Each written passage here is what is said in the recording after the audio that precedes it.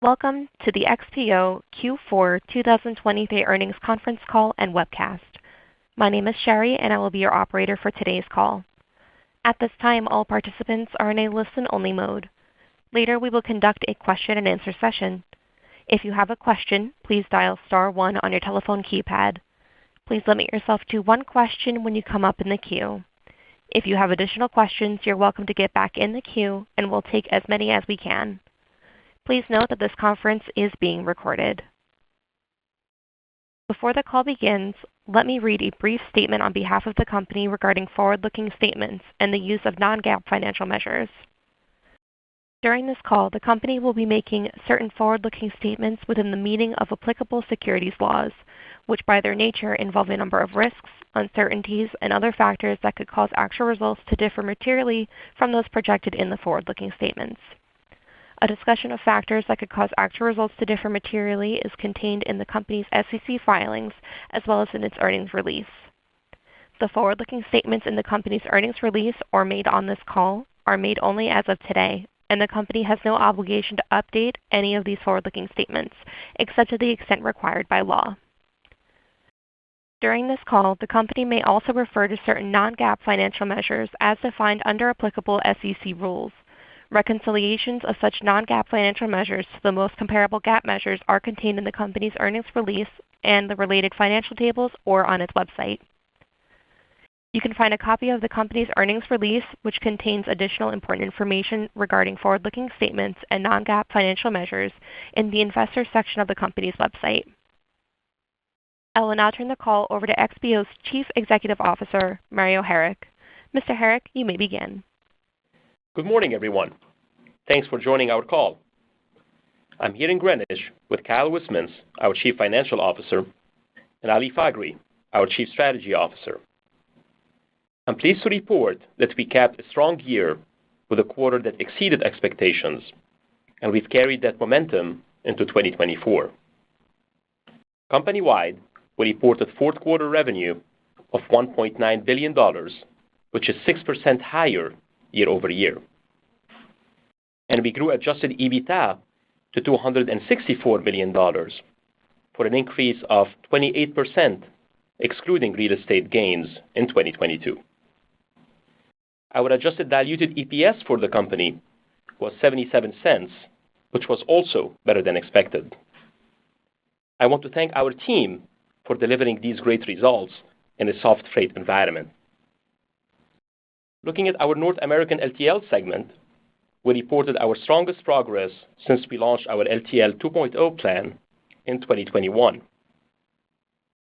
We grew adjusted operating income year over year by 51% and improved our adjusted operating ratio by 380 basis points. We delivered the best damage claims ratio in our history at 0.3%, as well as a record level of employee satisfaction. And we significantly accelerated our year-over-year yield growth, excluding fuel, to 10.3%. We also improved cost efficiency for the fourth consecutive quarter, with further increases in labor productivity and line haul insourcing. And we continue to deploy capital efficiently as we reinvest back into the business. All of these are proof points that our plan has strong traction. And the 28 service centers we recently acquired from the Yellow Network will build on this momentum.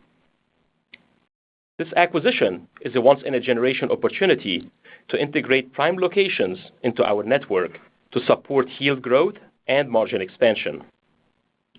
When the market recovers and industry capacity tightens, we'll be in a stronger position to serve our customers and drive profitable growth for years to come.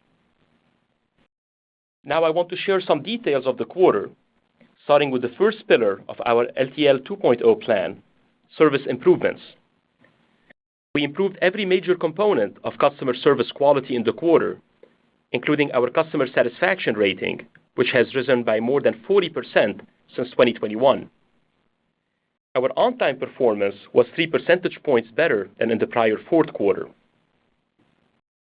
And I mentioned that our damage claims ratio of 0.3% is a new record for us. To put that in context, it's a vast improvement from 1.2% when we launched our plan. These are metrics our customers watch closely as an indicator of service quality. Our top priority is to become the customer service leader in our industry, and we're continuing to equip our team with the tools to make this a reality. One example is the new freight airbags I spoke about on our last call. The rollout has been going well, and this solution is now installed at over 50% of our doors. The airbags have reduced damages by more than 20% at those locations, and the benefit will spread across our network. We expect to finish the installations by the middle of this year. The second pillar of LTL 2.0 is to invest in our network to drive long-term growth. We added more tractors and trailers in 2023 than any year in XPO's history to both grow and refresh our fleet.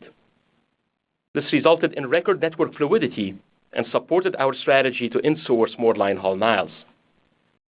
On the tractor side, we purchased more than 1,400 units in 2023.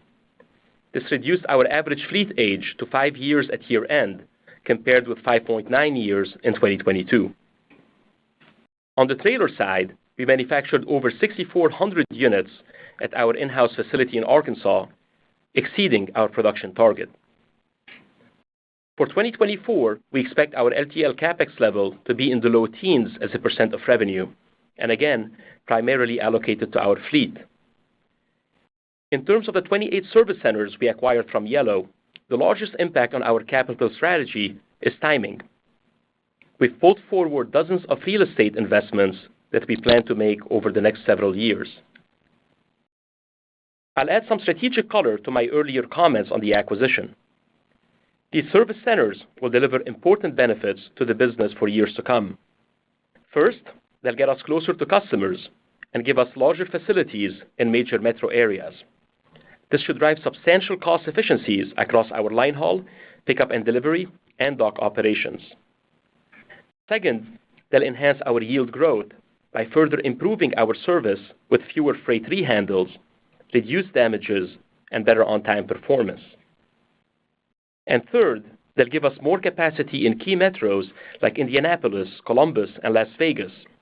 These are markets where we're currently turning away profitable customers because we don't have enough door capacity.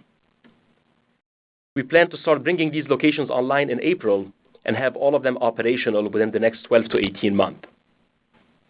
We expect the transaction to be accretive to EPS and our LTL operating ratio in 2025. This assumes no underlying recovery in industry volumes. Any market rebound would represent an upside to our baseline forecast.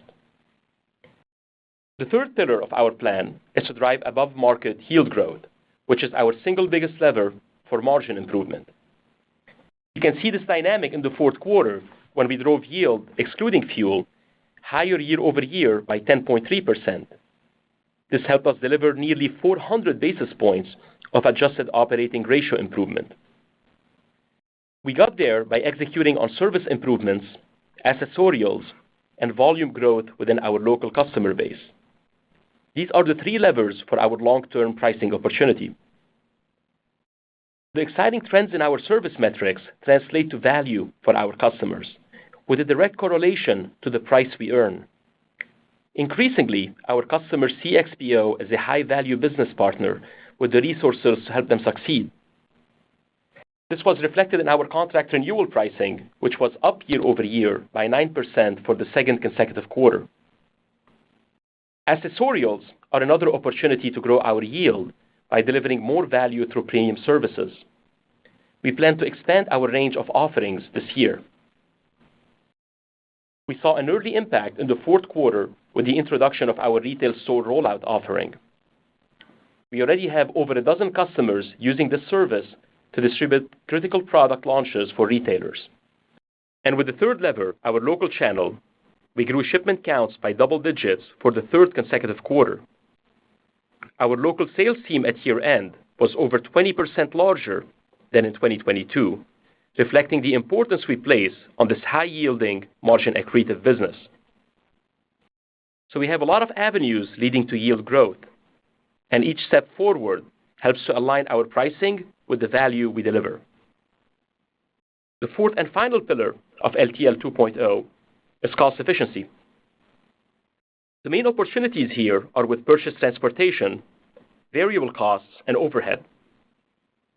In the fourth quarter, we reduced our purchase transportation cost by 22% year over year by insourcing more miles and paying lower contract rates to third-party providers.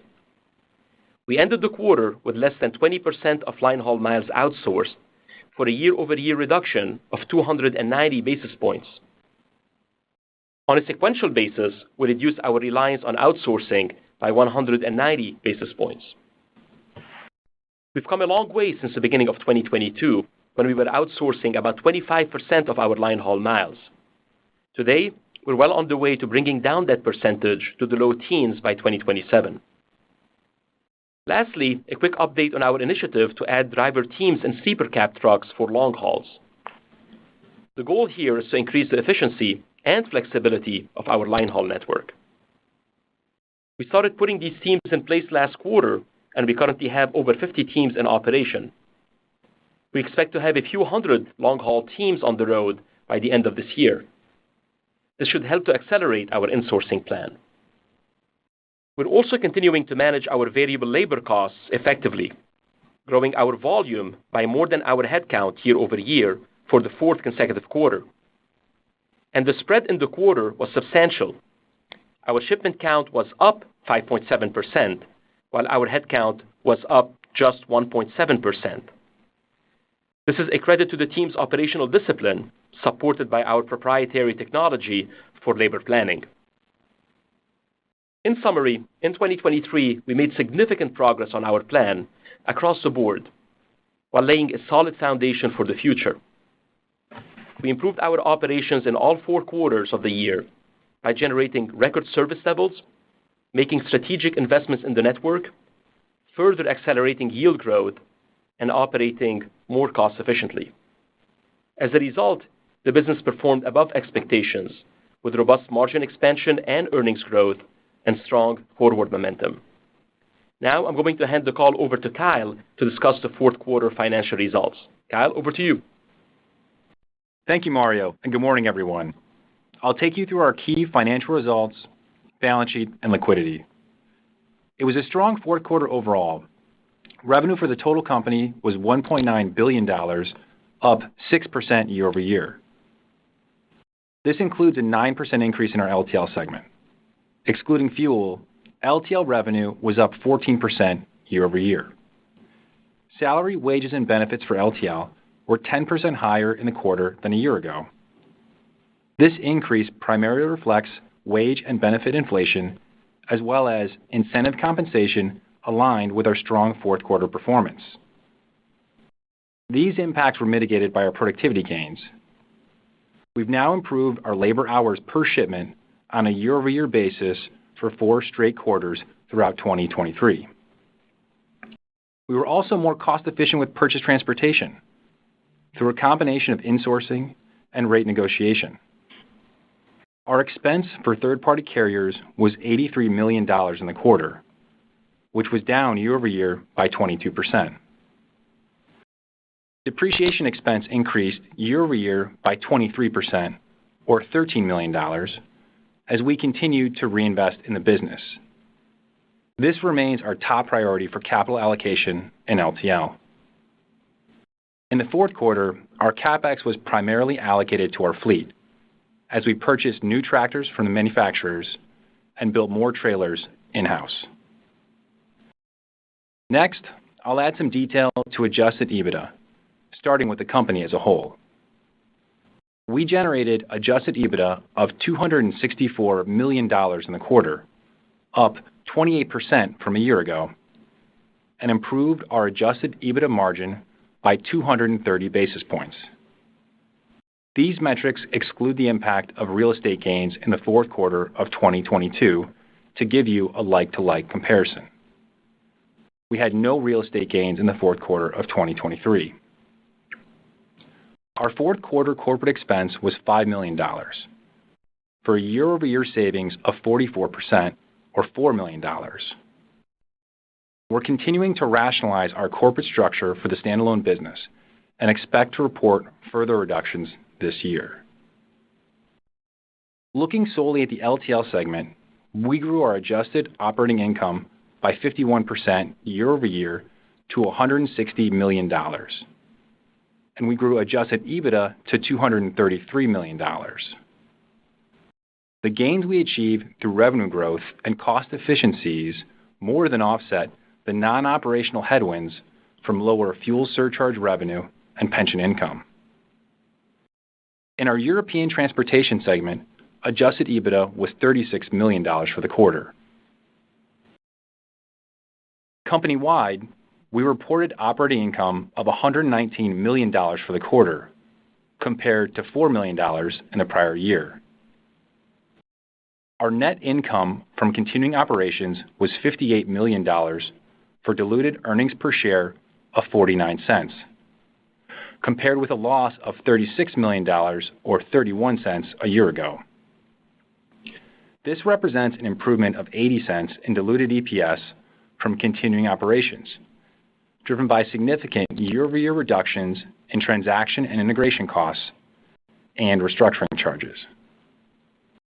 On an adjusted basis, our EPS for the quarter was 77 cents, which is down 21% from a year ago. This primarily reflects the impact of real estate gains in 2022, as well as lower pension income and higher interest expense in 2023. Our acquisition of the 28 service centers closed on December 20th and did not have a material impact on our operating results and the income statement.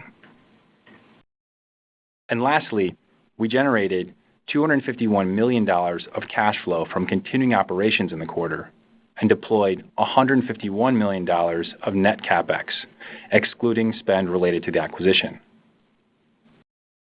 Moving to the balance sheet, we ended the quarter with $412 million of cash on hand.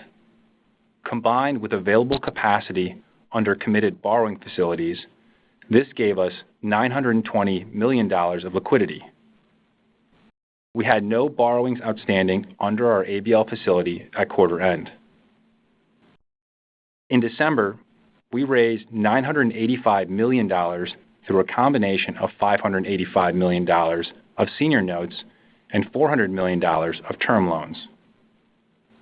We used $870 million of proceeds to complete our acquisition of 28 LTL service centers, and we refinanced our existing senior notes due in 2025. We now have no funded debt maturities until 2028. We also maintained all corporate and issue-level credit ratings. Our net debt leverage at year-end was 3 times trailing 12 months adjusted EBITDA. The investments we're making in the business will enhance our earnings trajectory for a high return on capital, consistent with our long-term goal of achieving an investment-grade profile. Before I close, I'll summarize the full year 2024 assumptions we provided in our investor presentation to help you with your models. They are as follows. Gross CapEx of $700 to $800 million, interest expense of $240 to $260 million, pension income of approximately $25 million, an adjusted effective tax rate of 23 to 25%, and a diluted share count of 121 million shares. Now, I'll turn it over to Ali, who will cover our operating results. Thank you, Kyle. I'll start with our LTL segment, which reported another quarter of profitable growth. On a year-over-year basis, we increased our shipments per day by 5.7% in the quarter, led by 12% growth in our local sales channel. This resulted in growth in tonnage per day of 2%. Our weight per shipment was down 3.4% year-over-year, which was notably less of a decline for the second consecutive quarter. On a monthly basis, our October tonnage per day was up 2.5% year-over-year. November was down 0.5%, and December was up 3.6%. Looking just at shipments per day, October was up 6.2% year-over-year, November was up 3.7%, and December was up 6.6%. In January, our tonnage per day was down 1.1% year-over-year, while shipment count was up 1.4%. The transportation industry was disrupted by weather events in January, but we saw a rebound more recently and ended the month with stronger volumes. And sequentially, both our tonnage and shipment count increased from December to January, outperforming seasonality. We also outperformed on yield in the fourth quarter, delivering a second consecutive quarter of acceleration. We grew yield, excluding fuel, by a strong 10.3% compared with the prior year. Importantly, our underlying pricing trends are strong as we continue to align our pricing with the better service we're providing. Our contract renewal pricing was up 9% in the quarter compared with a year ago. Turning to margin, our fourth quarter adjusted operating ratio was 86.5%, which was an improvement of 380 basis points year-over-year. Our strong margin performance was primarily driven by yield growth and underpinned by our cost initiatives and productivity gains. Sequentially, our adjusted OR increased by 30 basis points, which outperformed seasonality by 280 basis points. Moving to our European business, we delivered revenue growth of 2% year-over-year, despite ongoing challenges in the macro environment. This growth was supported by strong pricing, which outpaced inflation. And in some regions, like the UK, we grew adjusted EBITDA versus the prior year, reflecting disciplined cost control. While our volume declined slightly year-over-year, we outperformed the industry, and we mitigated the decline with new customer wins as the quarter progressed. And this trend improved in January. The team is executing well and earning new business from high-caliber customers. This momentum, together with the growth of our sales pipeline, should continue to strengthen our position in key European regions. I'll close with a summary of the three main achievements you heard from us this morning as they relate to our expectations for a strong 2024. First, we're continuing to deliver more value for customers in the form of service quality with our metrics at record levels, and we're on an excellent trajectory. Second, we accelerated yield growth to double digits as we exited 2023, and we expect to deliver another robust yield performance this year with a direct benefit to profitability. And third, we're showing that we can operate more productively by leveraging our technology and improving our cost to serve. In short, we've taken major strides with our network operations, and we're still in the early innings of significantly improving our operating ratio. Now, we'll take your questions. Operator, please open the line for Q&A. Thank you. If you would like to ask a question, please press star one on your telephone keypad. A confirmation tone will indicate your line is in the question queue. You must press star two to remove your question from the queue. For participants using speaker equipment, it may be necessary to pick up your handset before pressing the star keys. Please limit yourself to one question when you come up in the queue. If you have additional questions, you're welcome to get back in the queue. We will take as many as we can. One moment while we pull for questions. Our first question is from Scott Group with Wolfe Research. Please proceed. Hey, thanks. Good morning. Any thoughts on how to think about the OR from Q4 to Q1 and maybe full year margin improvement? And then, I don't know, bigger picture, Mario, you made a comment that all this terminal growth is additive to yields and margin. I get why it should be good for volume, but maybe some thoughts on how it actually helps yield and margin as well. Sure thing, Scott. First, starting with the first quarter outlook, we typically give tonnage yield and what OR would look like. Starting with tonnage, following the gains we had in the fourth quarter, we do expect to outperform seasonality in Q1. Typically, a normal seasonality for us is, call it flattish tonnage sequentially from Q4 to Q1, and we expect to do better than that. So we expect Q1 tonnage to be up low single digit, somewhat in the same zip code as where we were in the fourth quarter on a year-on-year basis.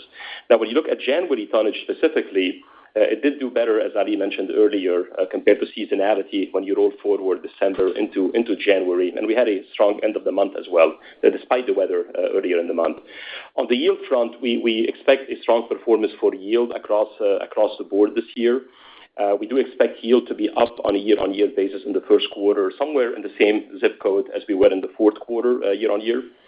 And ultimately, from an OR standpoint, usually typical seasonality for us, Q4 to Q1, we see OR deteriorate about 40 basis points, and we expect to do better than that. Now, how much better will depend on how the rest of the quarter plays out. Usually, Q1, as you know, March is the big month of the quarter, but that implies roughly 300 basis points of OR improvement year-on-year. For the full year 2024, we also expect a strong year for us in terms of OR improvement, given all the things we're doing in yield and tonnage and cost and efficiency improvement and service improvement. We expect OR to be up in the 150 to 250 basis points range for the full year, and there's a path for us to do better than the top end of the range, depending here on how the year plays out. Now, taking a step back on your question on the service centers and how they impact yield.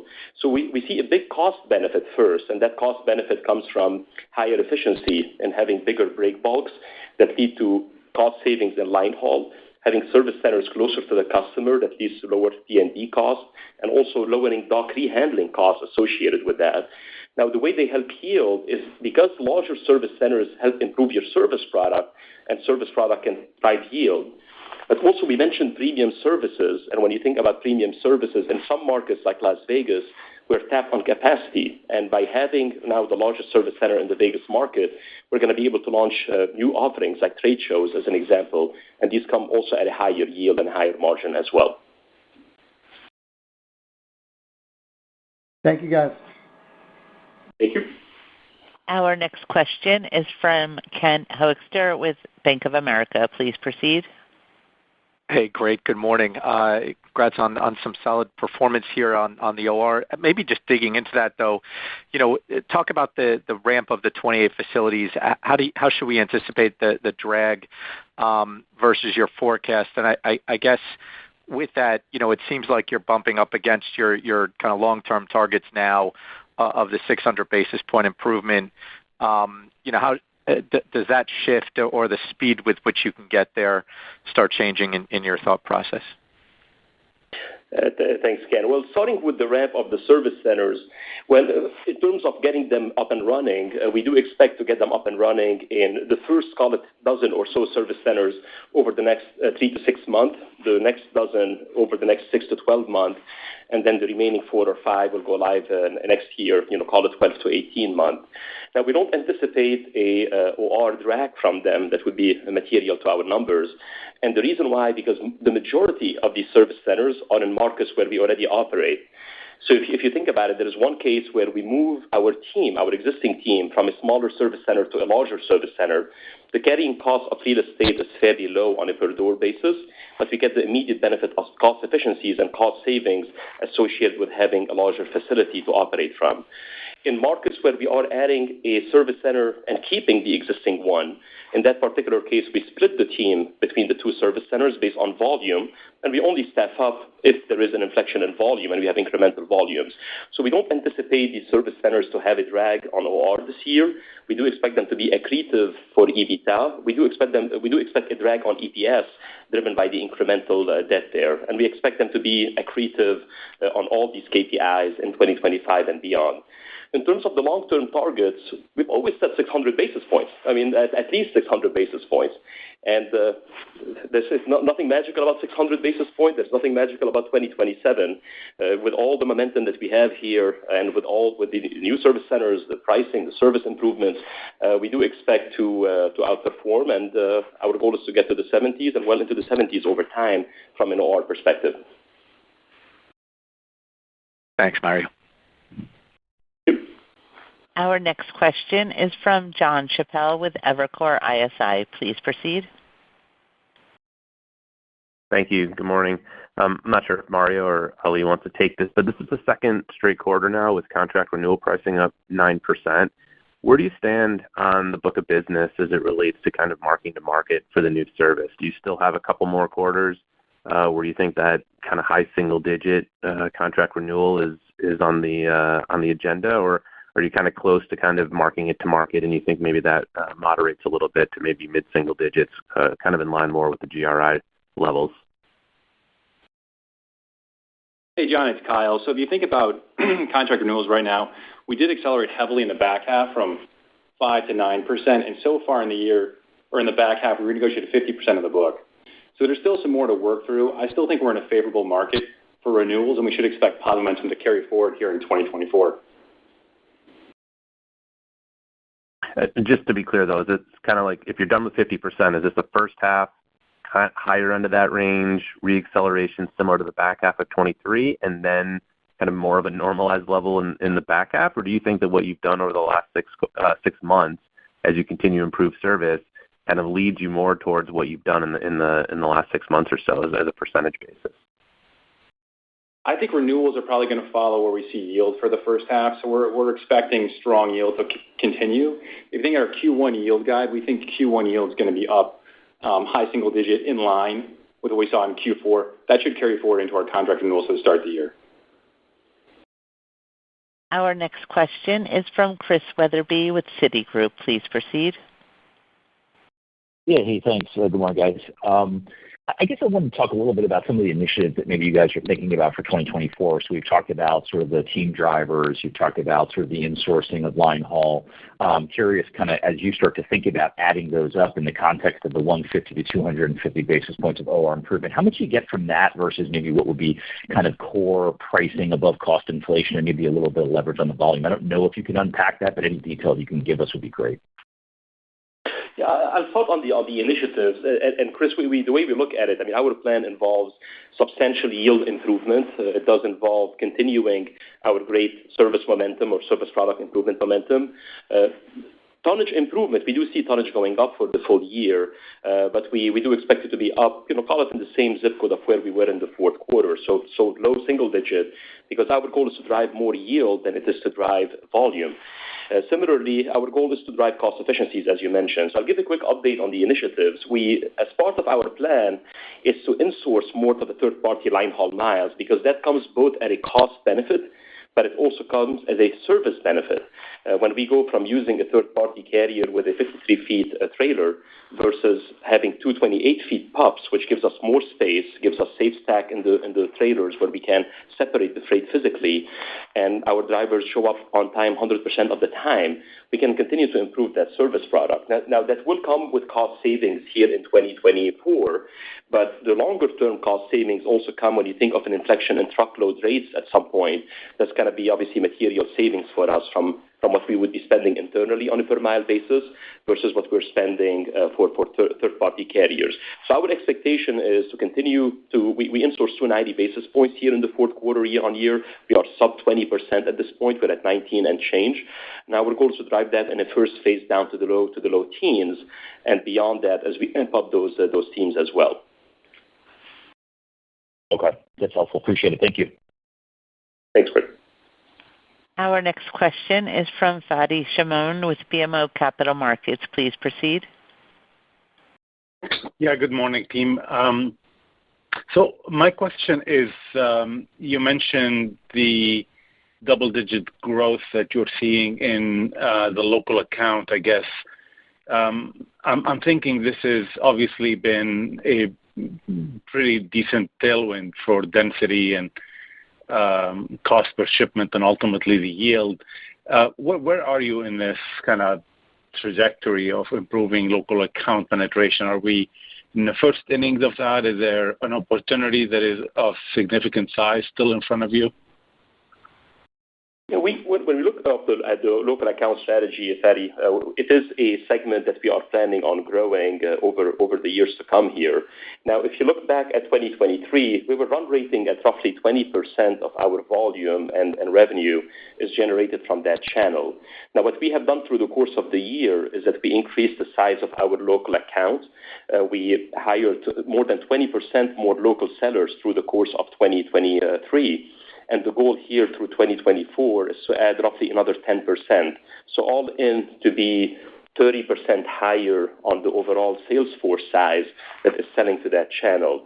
Now, as you can imagine, whenever we onboard new people, it does take a ramp, usually about 6 months for them to be fully productive and fully up and running. Now, if you look at the full year, we did improve our local accounts on a higher run rate than the rest of our book. Here in the fourth quarter, we grew our local shipments in that channel by 12% on a year-on-year basis.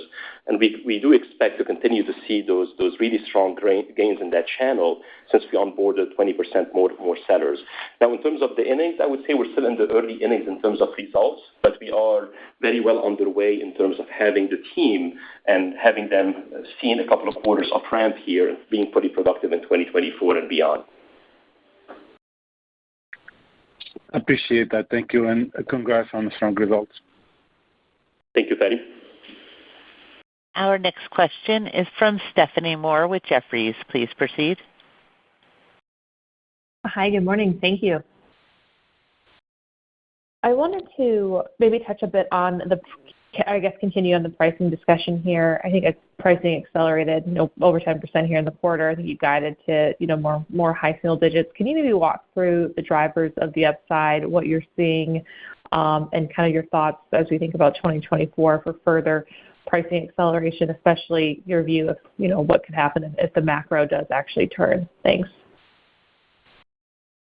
Sure, Stephanie. This is Ali. So we're seeing very strong pricing trends as we enter 2024. For the first quarter in particular, we would expect our yield on an ex-fuel basis to be up somewhere in the similar range as we just delivered here in the fourth quarter. So call it roughly about 10% growth. Now, on a full year basis, we would expect yield to be up somewhere in that mid to high single digit range. I would add that there's certainly a path to do better than that. It's still very early in the year, so we'll update you as the year progresses. A lot of that yield growth and that outperformance versus the industry is being driven by our internal initiatives. You think about our service improvements. We're at record levels here in the fourth quarter. We're continuing to lean more into premium services. We rolled out retail store rollouts here in the fourth quarter. We have a lot of traction there. And as Mario just noted, a lot of momentum on the local side as well, too. And this is higher yielding and margin accretive business. So overall, we feel very good about the yield outlook here in 2024 and expect it to be a strong year for us overall. Great, thank you. Maybe just as a follow-up to that, but a little bit bigger picture.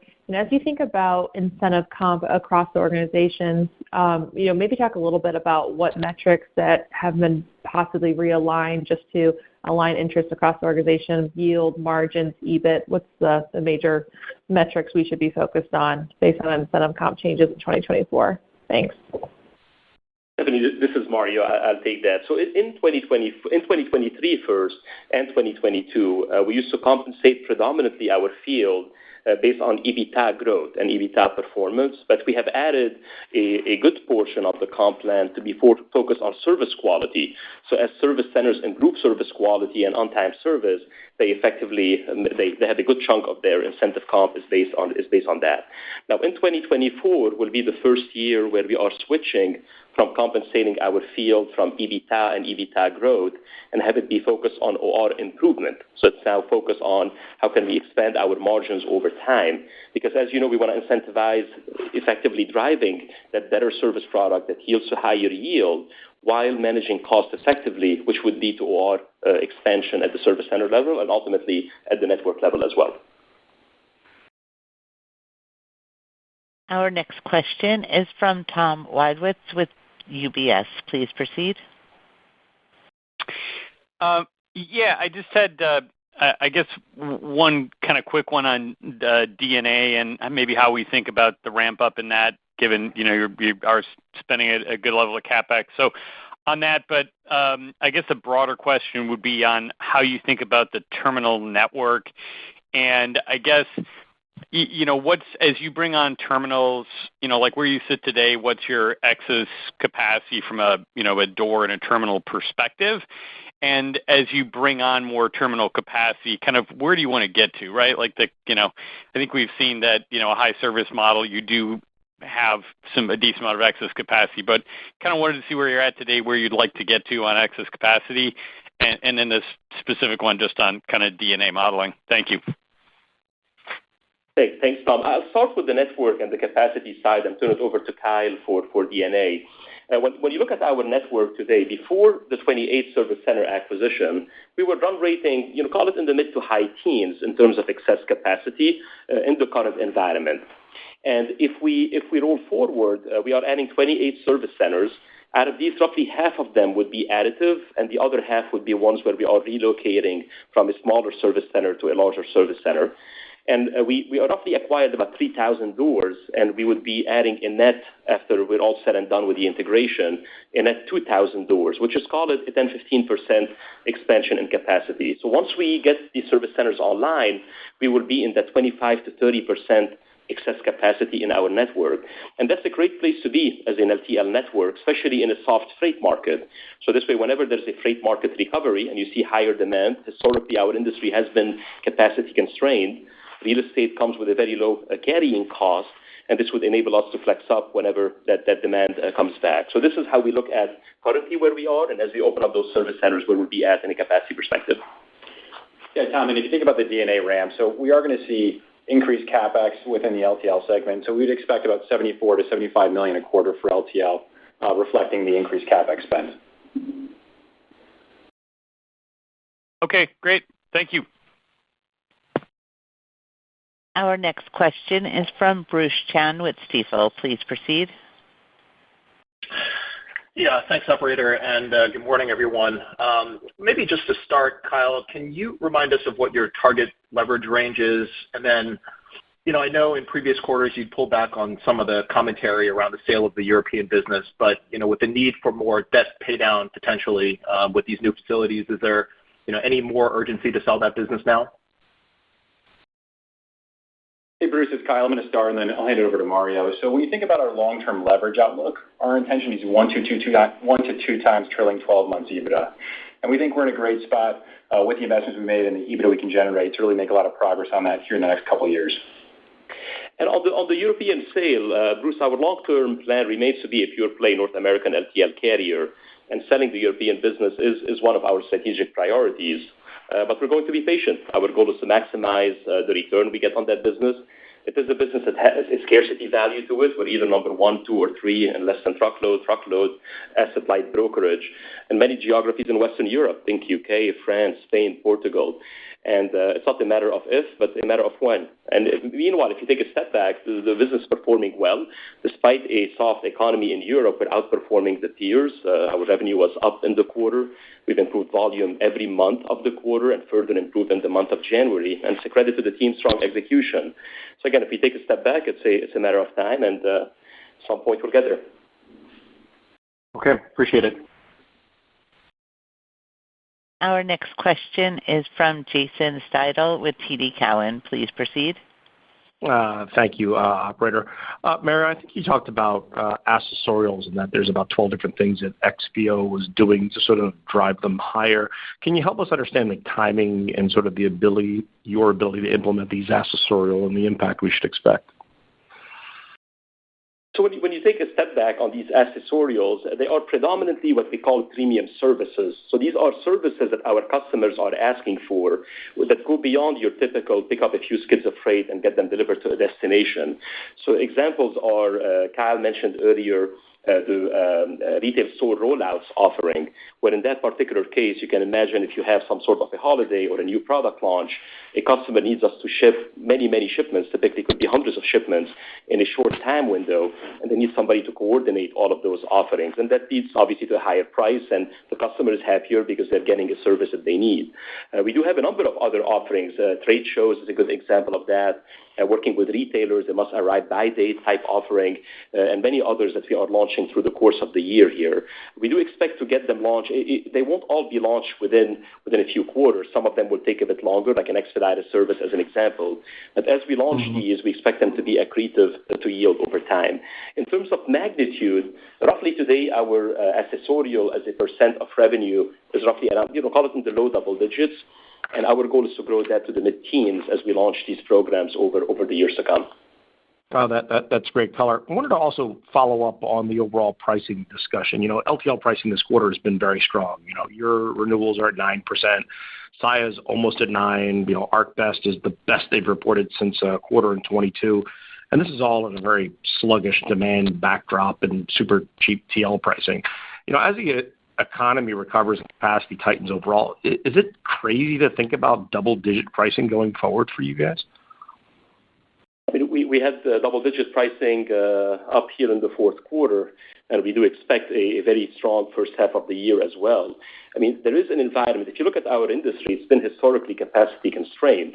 When you go back before Yellow ceased operations, we didn't have enough capacity versus the demand that was out there. We are currently in a sluggish freight environment where demand is down, roughly call it double-digit low teens. And this is when that capacity went away from the market. So whenever there's any sort, even with some of that capacity coming back into LTL, whenever there's any form of inflection in demand, there wouldn't be enough doors and service centers in our industry. So you would see pricing accelerate accordingly. For us specifically, we also have all the company-specific initiatives we're driving between driving better service, which comes at a premium, between driving premium services, between driving also expansion of our local channel. All of these would be accretive to yield as well. So double-digit pricing is not out of the question. Fantastic. Appreciate the time. Thank you. Our next question is from Bascome Majors with Susquehanna. Please proceed. Thanks for taking my questions. I wanted to go back to the incentives focused from earlier. Can you talk more specifically about how you're tactically incentivizing your salespeople specifically, and if that has changed at all as the business has evolved and your priorities have evolved over the last 10 months? And separately, from a long-term senior executive management incentive approach, how might those look different this year than they have over the last few years? Thank you. Thanks, Bascome. So first, starting with the sales compensation. So it depends on what type of seller you are in the organization. We change the comp plan accordingly. So if you're in the local channel, the goal is to grow your book, as opposed to, for example, if you're in the different type of accounts, you're going to have to focus on profitability more. But generally, the theme is that if you look at a service center, they are compensated based on the OR improvement for that specific service center. If you're a local account executive, you're incentivized to grow your book, and a component of your compensation is driven by operating ratio as well. If you're handling larger accounts, then the lion's share of your compensation is around OR and profit improvement as well associated with that. So this is how typically sales are compensated, but it is more driven by your book of business as opposed to your region or the network as a whole. Now, in terms of senior exec compensation, that's typically part of our proxy, but we incentivize our senior executives based on a combination of OR growth, EBITDA growth, and TSR, so shareholder value creation as well. And you don't expect the long-term incentive formula to really change other than the targets for this 3-year period? The framework would be very similar to what we had in the past. Our next question is from Jordan Alliger with Goldman Sachs. Please proceed. Yeah, hi, morning. Just sort of curious, thanks for the layout in terms of the door opening timing, et cetera. In the context of your thoughts on the economy and the new door openings, is there a way to think about tonnage or volume trajectory as we go through the year? You sort of like year-over-year growth potential, or how you expect it to sort of ramp up? That would be the first question. Thanks. Sure, Jordan. This is Ali. I'll start then pass it to Mario. So for the full year, as we noted, we expect a much higher contribution from yield and volume. We're being very disciplined on the type of volume we're onboarding onto the network, and you should expect that to continue through this year. So overall, for the full year, we'd expect tonnage to be up somewhere in that low single-digit range for the full year, and then yield somewhere in that mid to high single digits or better. Now, keep in mind, we do have tougher comps in the second half of the year. It is still early in the year, and obviously the macro can be a swing factor. In terms of the new service centers, we don't expect any sort of meaningful contribution from volume this year. We would expect contribution from volume to be sub 1% of incremental volume, so not a meaningful number overall. And Jordan, when we think about the service centers in the near term, ahead of any type of macro inflection, whenever it comes, there is a big benefit we're going to get from cost savings, as I mentioned earlier on, by having larger facilities. And if you think about what we bought from the Yellow Network, we bought some of the largest service centers. You look at a site like Carlisle, you can't get any more than 120 acres of land right off I-76 and I-81, where we have a 300-door service center now in that market. Same thing with Nashville. We got a 50 acre facility west of Nashville with more than 200 doors in it. So when you think about those larger facilities that enable you to run more efficiently, your line haul, your P&D, your dock operations, and that's going to lead to cost savings as soon as we start moving into them. The other benefit is some markets, when you look at a market like Brooklyn, New York, or Columbus, or Indianapolis, or Las Vegas, we're tapped out on capacity today, so we don't have enough doors in those markets. And by having this incremental capacity, we already have customers that are ready to go where we can onboard them as we open up those service centers. And we have two small service centers.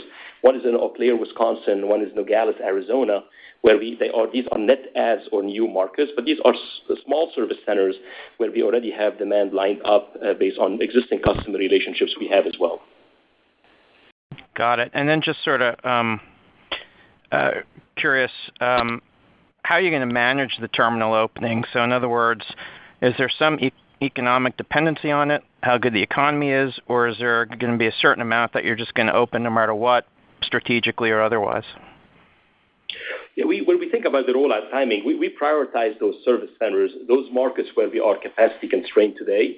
So in a softer freight environment where we see that we don't have enough capacity. And the second priority is based on cost efficiency, so the service centers that will create the most amount of cost efficiency. And when we think about the opening schedule, I'll call it over the next 3 to 18 months, we're going to drive through it regardless of what the freight markets are doing. This would be a reasonable time frame in terms of bringing those terminals up to our standards and doing the rebranding and these kind of things to get them up and running. And then for us, I mentioned this earlier on, if you think about the headcount, there's no need for us to hire people ahead of volume. So what we do is that we either relocate the existing team into a larger facility, or we add a facility to an existing market where we split a team from an existing facility into 2 different service centers. So there's no incremental cost associated with that. If we do see an inflection in volume or the markets are getting better, then we step up to be able to support that volume. And importantly, Jordan, if you look at our year in 2023, we were able to improve efficiency every single quarter of the year. So we have a great ability between operational discipline that Dave and the team are bringing to the table, supported by our proprietary technology, to be able to run our network very efficiently from a labor standpoint. Our next question is from Brandon Oglenski with Barclays. Please proceed. Hey, thanks for taking my question. Mario, maybe we can follow up on that one there. I know you're talking about cost efficiencies of opening, new terminals in the network, and it sounds like potentially, you're going to move staff from one to the other. But I guess just, covering transports for 20 years now, when you open new, nodes in the network, especially, scheduled network, isn't there like a spool up time on capacity efficiency, especially on like line haul and local pickup and delivery, that we should be anticipating? Because it sounds like what you're guiding to, that you can instantly match efficiency, if not even get better with these new facilities. I mean, whenever you open up those sites, you do have a small headwind in cost, but that's for us would be very short-lived. I mean, you're talking 30 to 90 days of cost headwind as you move into a larger facility. And predominantly it comes from the carrying cost of the incremental doors. But Brandon, keep in mind that the cost of a door in our P&L is sub 5% as a percent of total. So it's a small incremental cost associated with that. But when you think about the immediate efficiency you gain in pickup and delivery and line haul and all of those pieces, this is where we see that this, again, drag that is short-lived doesn't have a meaningful impact on the network as a whole. And to give you an example, over the last couple of years here, we've opened up a dozen service centers, and each one of them was accretive within 30 to 60 days. Each one of them is exceeding our return hurdles as well.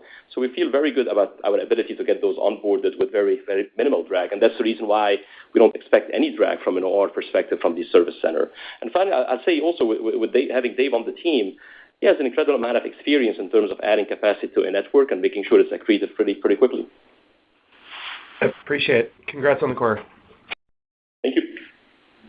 Our next question is from James Bonnigan with Wells Fargo. Please proceed. Hey, guys. Thanks. Just wanted to come back to pricing a little bit. And of the pricing gap to peers, how much of that pricing gap is sort of attributable to service level differences? And you've improved service a good bit here. So of that gap, how much sort of is accessible to you given where service is today? Sure, James. This is Ali. So overall, we see roughly about a mid-teens pricing upside opportunity in the years to come, and it's primarily driven by three levers. First and foremost, it's driven by service. So as we continue to improve our service quality, we're going to be able to better align the price with the value we're delivering. We quantify that about half of that mid-teens pricing gap, so call it about 700-800 basis points of pricing opportunity as we continue to improve service. And we're realizing that right now. In the third quarter, we delivered a company record damage claims ratio, and our yield growth accelerated to double digits. So we're in the early innings of realizing that opportunity. Then you have another about 500 basis points or 5% of pricing upside that's tied to accessorials and more specifically premium services. As Mario noted earlier, we want to grow our accessorials as a percentage of overall revenue from roughly that 10% range right now to 15+% over time. And that's about 5 points of pricing upside. And then lastly, the local channel is also an opportunity for us from a pricing perspective. That's higher yielding and higher margin business for us. Currently, that's roughly about 20% of our revenue, and we want to grow that to 30+% over time. And that's roughly about another 200 to 300 basis points of pricing upside. So overall, there's multiple different levers we can pull to grow pricing. And as we move through 2024, we would expect those to translate to very strong yield growth for us. Got it. But given where service is today, is the full 700, 800 of price that is tied to service, is that like fully accessible to you, or does service need to improve further in order for you to get that 700 to 800 basis points as you move through the contract repricings? It does take time. I mean, it's not like a switch where as you improve your service product, your customers will give you that premium immediately. But we already have been seeing it play out here in the course of 2023. When you look at the improvement we've seen in yield quarter after quarter and having those very strong contract renewals. So currently, if you look at it, I mean, you go back 2 years ago, we had a damage claims ratio of 1.2%. We're down to a 0.3%, which is a company record. But our goal continues to keep on improving that. We're a customer-loving organization. We want to take care of our customers, pick up the freight on time, deliver it on time, deliver damage-free every single time. And if you think about it from that perspective, that over time earns you a premium. So when we think of that 7 to 8 point differential, it's going to take us a number of years to claw through it. But that's why when we look forward, we think of our ability to get this above market pricing. It's going to be driven by this continued improvement and continued focus on taking care of our customers. Back with J.P. Morgan. Please proceed. Hey, good morning. Thanks for taking the questions here. So, Mario, just to come back to the additional terminals and door counts, can you give us a sense of what incremental margins, overall you're assuming in this? It sounds like they're reasonably high if you're not expecting any real OR dilution. And, on that point as well, it's obviously a big purchase price. Purchase price accounting takes a while to settle out, but isn't there a big DNA component from this as well? I know Kyle talked about the component before, but it sounded like that was primarily for CapEx. So it would be helpful to hear a little bit about that. And if you can maybe just finish up with what you're seeing on the demand environment. Haven't really talked too much about that. Seeing a little bit of improvement in PMIs, maybe some restocking ahead, but we'll be curious to see what you're hearing from your customers to start the year. Thanks. Thanks, Brian. So I'll start first with the return on the service centers, and we expect that to be on the long run to be in the 30 to 40% range. And I'll turn it over to Kyle shortly here to discuss the details of that. Now, when you think about the customer demand environment, it is a fluid environment. It is tough to call what the macro is going to do through the balance of the year. From one perspective, you see the rates where they are from a Fed perspective, and we're seeing different mixed signals. Now, we do survey our customers on a regular basis, and for the first half of the year, roughly 2/3 of the customers are expecting either flat or slightly improving demand. So there is a bit more optimism in the first half than what we've seen in the back half of last year. But there's even more optimism for the back half, where the majority of the customers did say that they expect a pickup in demand in the back half of 2024. So we're cautiously optimistic, but it's tough to call the macro at this point. Now, when you look at it more near term, we do watch the ISM manufacturing index, given 2/3 of our customers are industrial companies. And when you look through the course here of the fourth quarter, the trough was in October, November. If we saw it get better in December, and here in January, it even further improved, that the ISM posted at 49 and change, which is very close to 50, which is typically your point where you start seeing an inflationary environment. So again, we're seeing demand hold, we're seeing demand slightly improve, and with more optimism towards the back half of the year. And then just to address the CapEx question associated with the yellow, when you think about the 28 service centers, we're expecting incremental CapEx about $1 to $2 million per site, so about $50 to $60 million in total.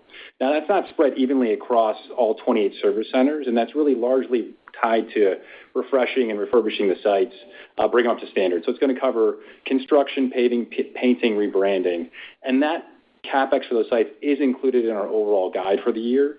And some of these sites have already started to work on some of the locations. So going back to Mario's earlier comments, we expect some of these to come online here in Q2.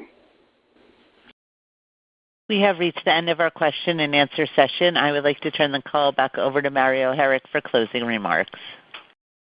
Thank you, operator, and thanks all for joining our call today.